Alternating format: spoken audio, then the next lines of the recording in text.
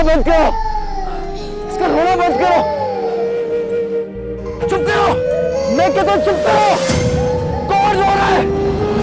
इसका रोना बंद करो, इसका रोना बंद करो। कौन रो रहा है? चुप करो, मैं कहता हूं चुप करो, इसका रोना बंद करो, इसका रोना बंद करो। कौन रो रहा है? कौन रो रहा है? ये बंद करो।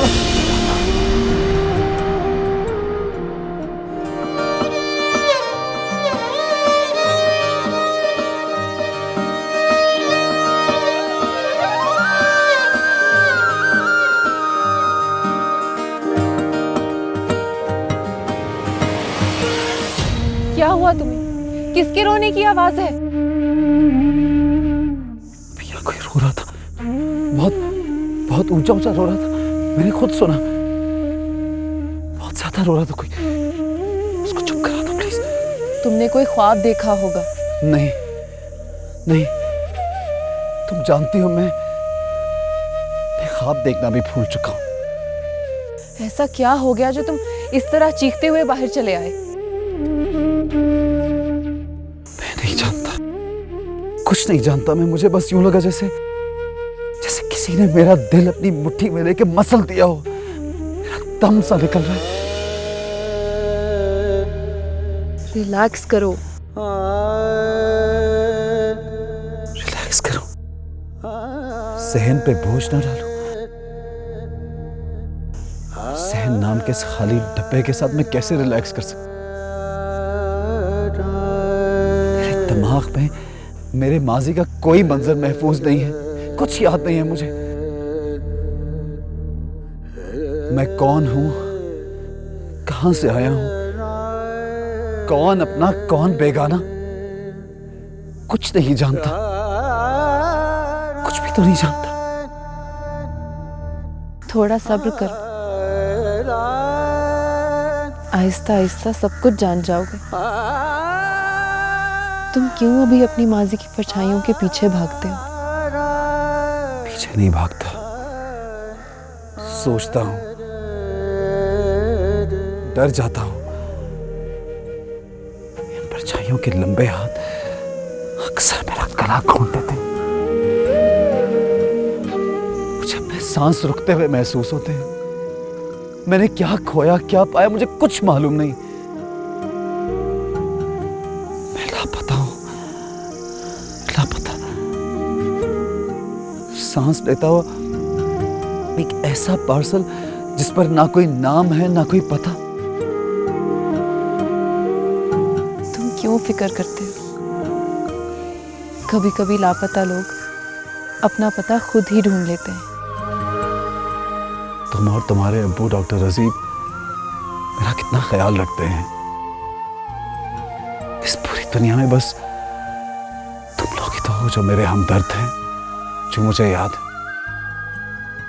यादें बोझ होती हैं, इस बोझ को अपने हसास कंधों से उतार दो। मैं भी तुम लोगों पर बोझ हूं।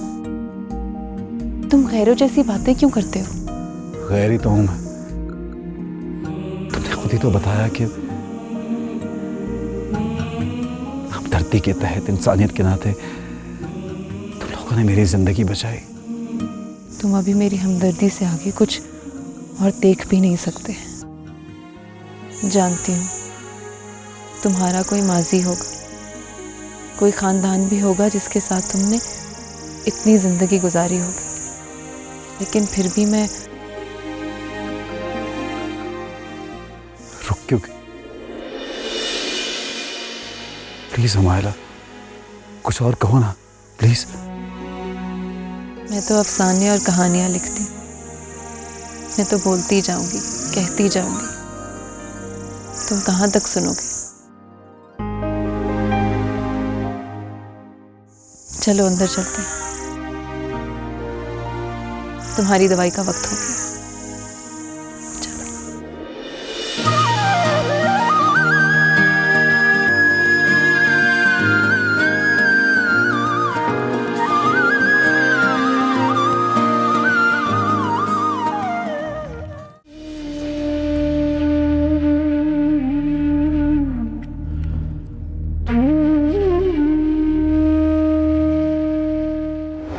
मैं नहीं जानता कि ये खातून आपकी बहू है या नहीं। मैं ये भी नहीं जानता कि आप लोग इसे घर में रखते हैं या नहीं। ये आप पर केस करती है या आप इन पर केस करते हैं। ये सारा आपका घरेलू मामला है।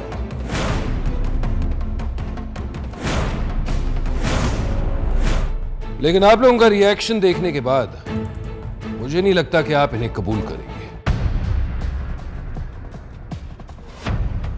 चलो बहन, मैं तुम्हें दारुल अमान छोड़ देता हूं। वहां तुम दोनों का ख्याल रखा जाएगा। आप हमारे घर की इज्जत को कहां लेकर जा रहे हैं एसपी साहब? खुशी बेटा, आप यहां से कहीं नहीं जाएंगे।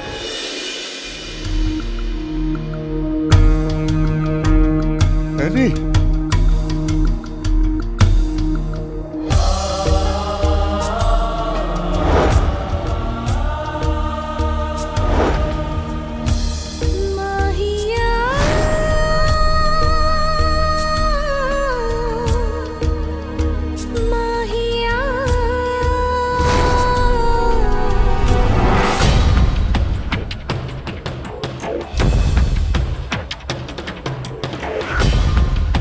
एनी,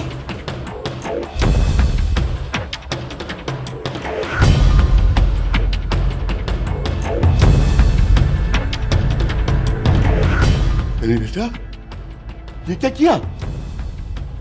शादी के जोड़े को आग लगा दी। जी हाँ,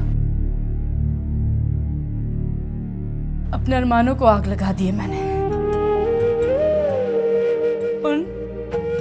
उन ख्वाबों को आग लगा दी है मैंने जिन्हें मुझे देखने का कोई हक ही नहीं था।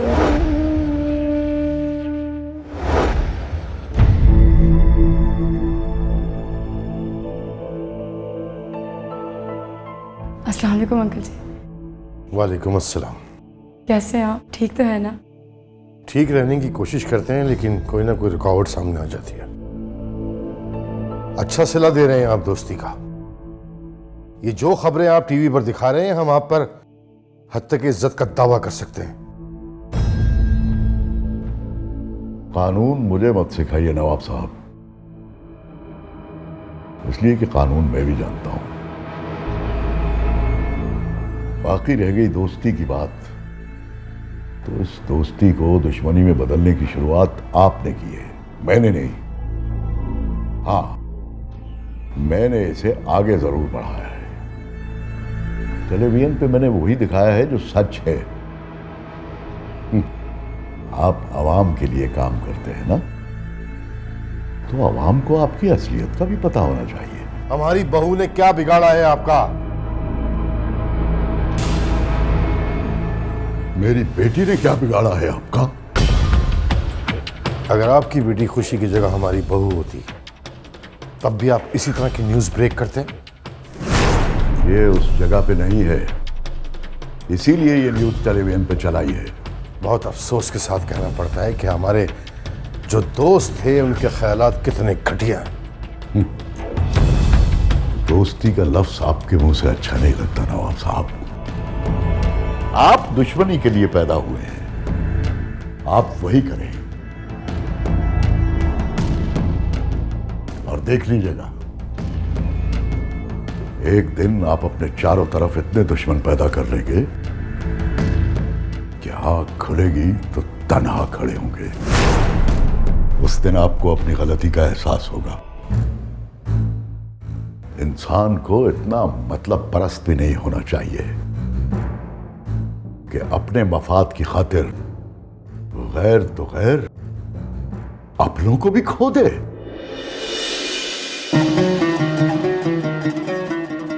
हम यहां आपसे मशवरा लेने के लिए नहीं आए, सिर्फ इतना बताने के लिए आए हैं कि जो कुछ आप कर रहे हैं वो हमारे लिए तो है गलत, लेकिन आपके लिए भी ठीक नहीं होगा।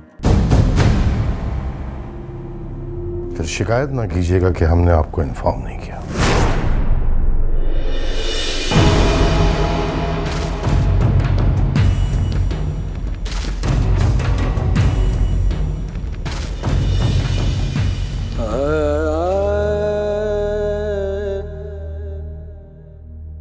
अब आपने फिर वही किया ना जो आपको नहीं करना चाहिए था।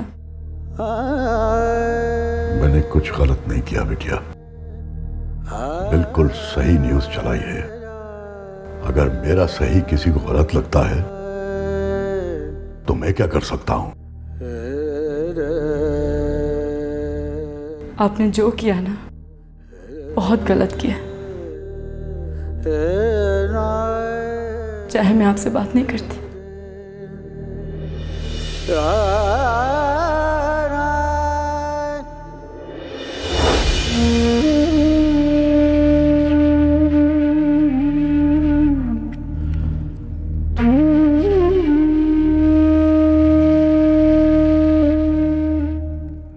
जी असलम शेख साहब, फरमाइए क्या खिदमत कर सकता हूँ मैं आपकी। हैरान हूं कि जिस घर की मालकिन ने मोहब्बत के आधे रास्ते में आपका हाथ छोड़कर किसी और का घर आबाद कर लिया है, आप उसी औरत का घर क्यों बचाना चाहते हैं? आप अपनी ख्वाहिश का इजहार कीजिए शेख साहब। ख्वाहिश नहीं, मशवरा है आपके लिए।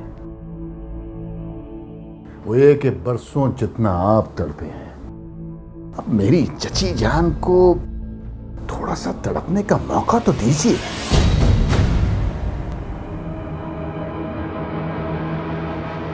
आज पता चला कि दुनिया में रिश्तेदार तो होते हैं मगर रिश्ते नहीं होते। अरे खाक डालिए रिश्तों पर। नवाब वहीदुल्ला आपके रकीब हैं। उनकी बहू का केस लड़ने का इकरार करके उस घर की आबरू को बचाने का जो फैसला आपने किया है वो आपकी फेवर में नहीं जाता। मेरा नाम अल्ताफ हुसैन है सर। मैं बाद में देखता हूँ। Right sir. मुझे कब क्या और कैसे करना है, इसलिए मुझे आप जैसे नमक हराम भतीजे के मशवरे की जरूरत नहीं है।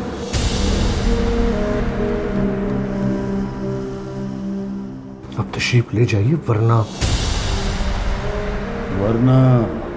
क्या करेंगे आप वकील साहब? कुछ ज्यादा नहीं, आपके दाहिने गाल पे वो थप्पड़ रसीद करूंगा ना, इसकी आवाज से पूरा शहर गूंज उठे।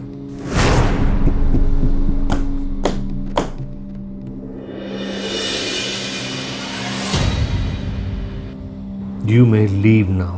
Get out. आपका ये फैसला आपके लिए पछतावा बन जाएगा। Get lost. I say get lost.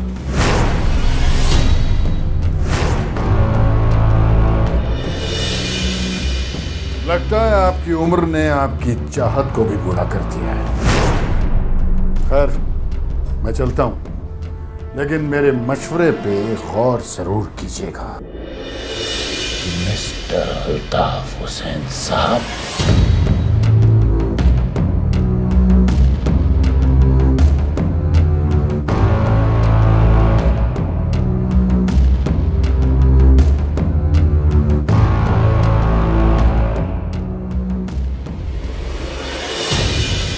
Thank you.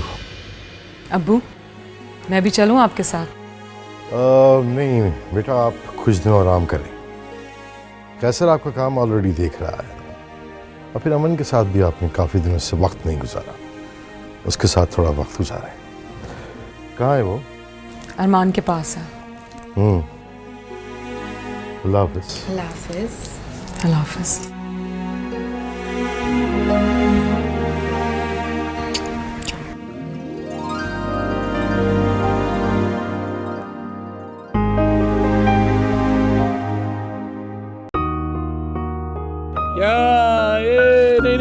नहीं, डरना नहीं।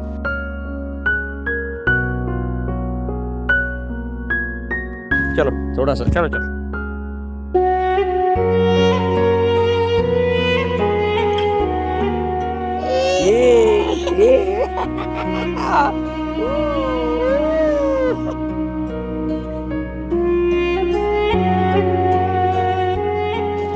ये आओ।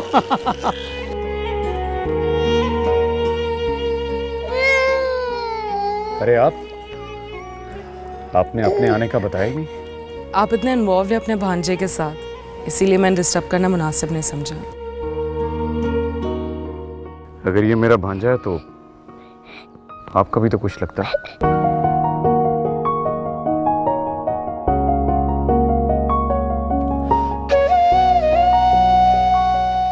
ठीक है, आप खेलें।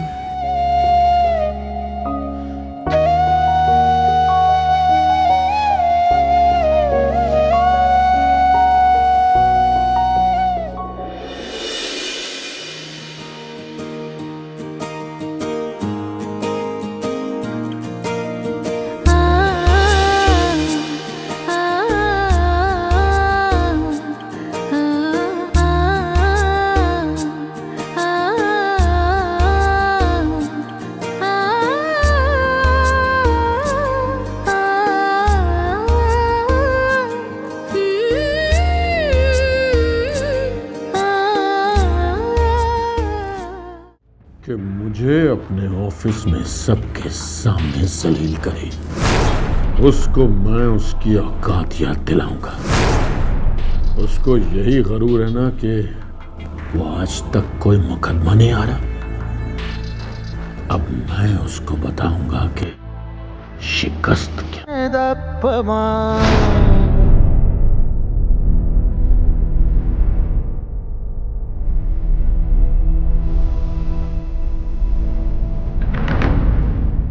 क्या हुआ? इस तरह भागते हुए कहाँ से आ रहे हो? मुझे बताए बगैर कहाँ चले गए थे तुम? हाँ, कहीं नहीं, बस बाहर गया था, दिल घबरा रहा था, वॉक करने चला गया। लेकिन वो बाहर कुछ लोग खड़े थे जो मेरा पीछा करने लगे, मुझे तंग कर रहे थे। वो लोग पता नहीं क्यों मेरा मजाक उड़ा रहे थे। मजाक उड़ा रहे थे, मगर क्यों? मुझे नहीं मालूम, लेकिन आजकल तो कोई भी किसी का मजाक उड़ा सकता है और मुझे कोई अफसोस नहीं है, क्योंकि मेरी तो जिंदगी मेरा मजाक उड़ा रही है। आओ यहाँ बैठो, आओ।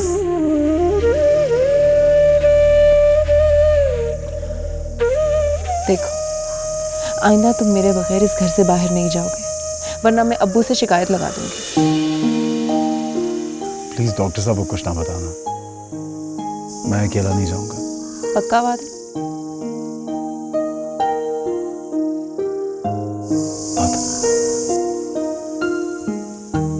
अच्छा, मुझे बहुत भूख लगी है, अंदर चल के खाना खाते हैं। झूठ, तुम तो सारा दिन लिखती रहती हो और लिखने के दौरान तुम्हें तो खाने पीने का ख्याल ही नहीं रहता।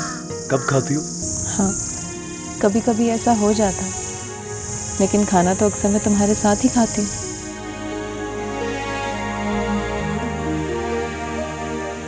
तुम बहुत अच्छी हो, बहुत अच्छी।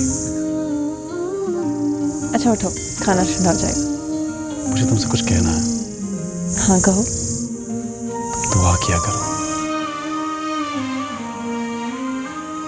इस दुनिया में किसी का नसीब मेरी तरह बुरा ना हो। तुम ये मायूसी की बातें क्यों करते हो? तुम सब जानते हो, तुम्हारे अब्बू तुमसे बात कर रहे थे, मैंने सुन लिया था। वो बोले खाली दिल और खाली दिमाग लोगों में जिंदगी की हरारत कम हो जाती है। ठीक ही कह रहे थे, बिल्कुल ठीक।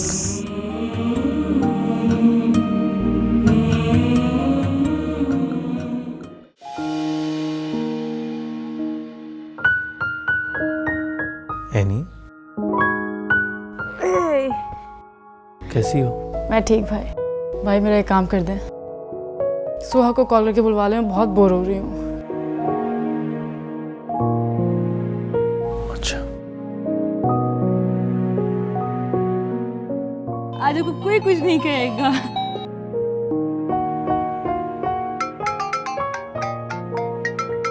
सुहा, तुम्हारा फोन बज रहा है। देख ले भाभी।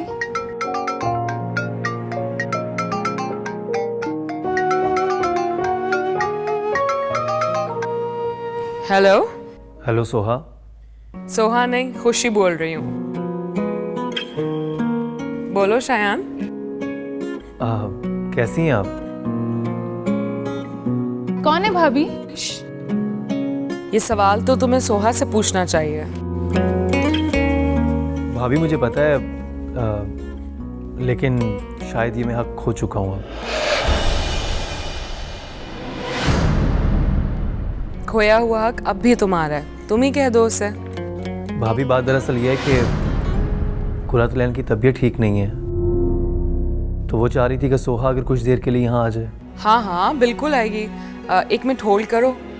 सोहा, कुरातुलैन की तबीयत ठीक नहीं है, तुम थोड़ी देर के लिए चली जाओ ना तैयार होके। लेकिन भाभी। हाँ सोहा, जिस दर्द की वजह से रिश्तों में खटास आई थी, हो सकता है इस हमदर्दी की वजह से फिर से मिठास आ जाए। चली जाओ ना। हेलो। हाँ ठीक है, सोहा आ जाएगी। भाभी अगर वक्त हो तो आप भी आ जाएं। अगर हो सका तो मैं आऊंगी, वरना सोहा तो जरूर आएगी। अपना ख्याल रखना, अल्लाह हाफिज।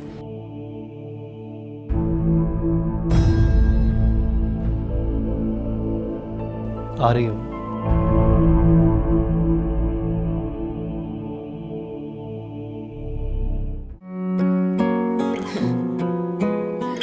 अमन।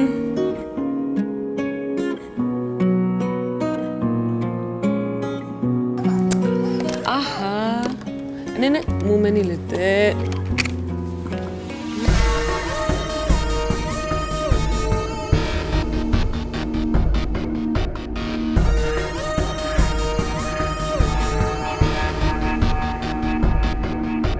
कुछ भी तो नहीं रहा हमारी जिंदगी में, ना शेयर्स का कुछ हुआ, ना खुशी का कुछ हुआ, और हमारी खुशियां कपूर होकर रह गई।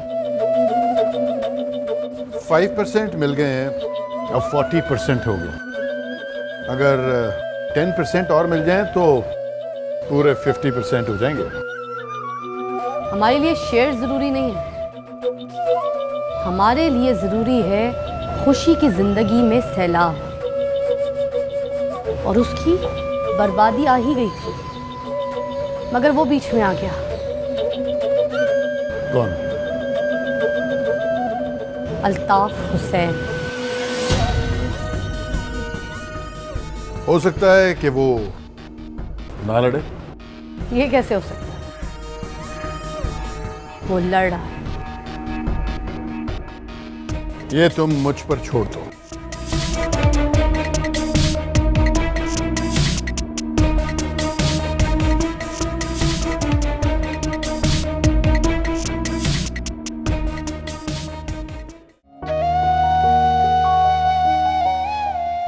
इस घर में नहीं रह सकती ये, यहाँ इनका कोई रिश्ता नहीं है। रिश्ता है चाचा जान।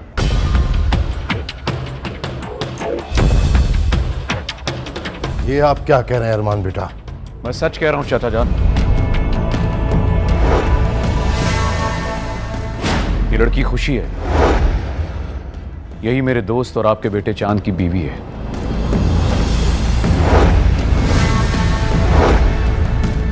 और इसकी गोद में जो बच्चा है वो आपका पोता है। करीब 2 साल पहले इन दोनों ने शादी की और मैं इनकी शादी में मौजूद था।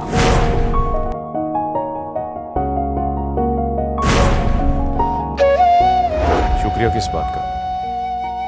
मैंने वही किया जो मुझे करना चाहिए। हालांकि मुझे मालूम है कि तुम इस घर की बहू नहीं। अगर आप ये जानते हैं तो आपने मेरा साथ क्यों दिया? मैं नहीं जानता कि तुम कौन हो, क्या हो, कहां से आई हो। कुछ भी तो नहीं पता मुझे तुम्हारे बारे में। मैं तो उल्टा तुम्हारा शुक्रगुजार हूं कि तुम्हारी वजह से मेरी बहन के बेटे को सही और मुनासिब जगह मिल गई है।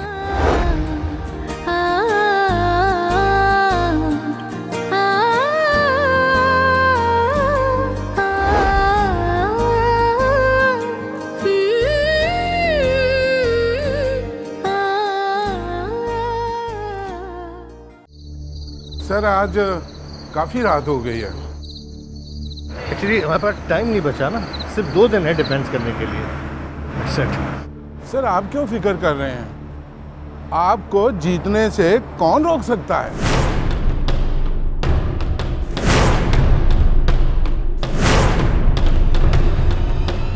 कोई भी नहीं, सिर्फ मौत बस। तो ड्राइवर कहाँ रह गया यार?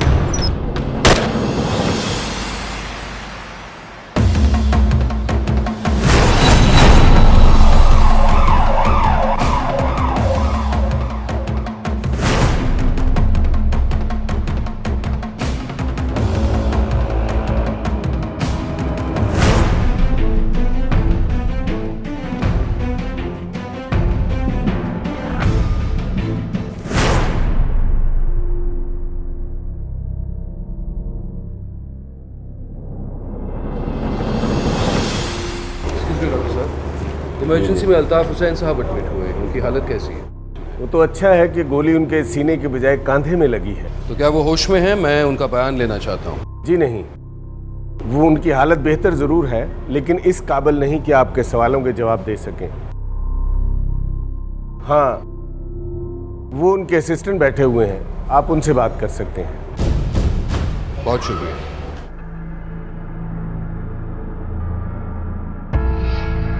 सर जनाब ये बताएं, अल्ताफ साहब से कौन कौन मिलने आया? सर से सैकड़ों क्लाइंट्स मिलने के लिए आते हैं और मैं तकरीबन हर क्लाइंट को अच्छी तरह पहचानता हूँ। हाँ, कल एक साहब उनसे मिलने के लिए आए थे जिनको मैंने पहली दफ़ा देखा। कोई सियासतदान थे, असलम शेख। असलम शेख? वो अल्ताफ साहब से मिलने क्यों आए थे? हाँ, मुझे एग्जैक्ट तो नहीं पता। मैं उनके कैबिन में किसी केस की फाइल देने के लिए गया तो वहाँ बड़ी ज़बरदस्त बहस चल रही थी कि अगर आप इस केस को ना ही लड़ें तो बेहतर है। अब खुदा जाने वो किस केस के बारे में बहस हो रही थी। वो कौन सा केस है ये मैं जानता हूं।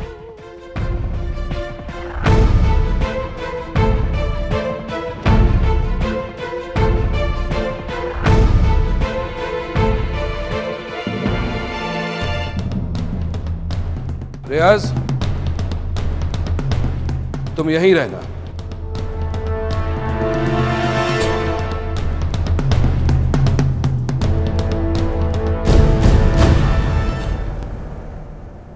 पार्लियामेंट में सवाल उठाए जा रहे हैं आपकी बहू के बारे में।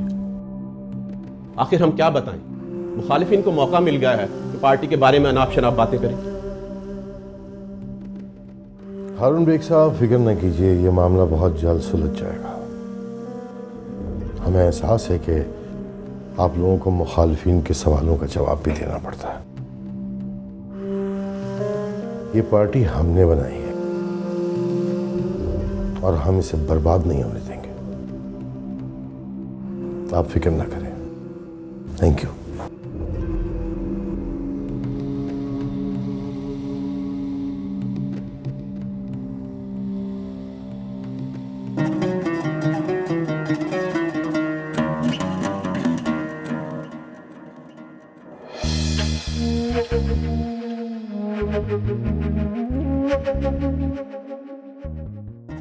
चर्जान, आपको पता चला कि अल्ताफ साहब को गोली लगी है।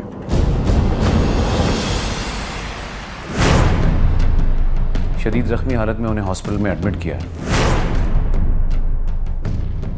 सुना है कल असलम भी उनसे मिलने गया था। हमें पूरा यकीन है कि ये प्लान असलम और ज़ैनब का है।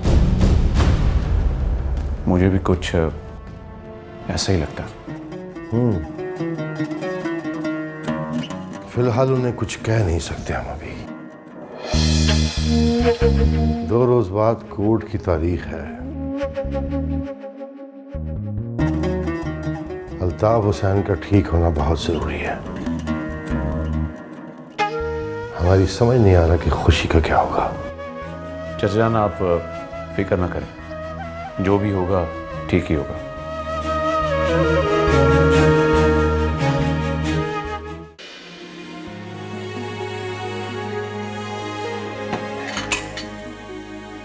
खुशी अमन को नहीं लाई? सो रहा है।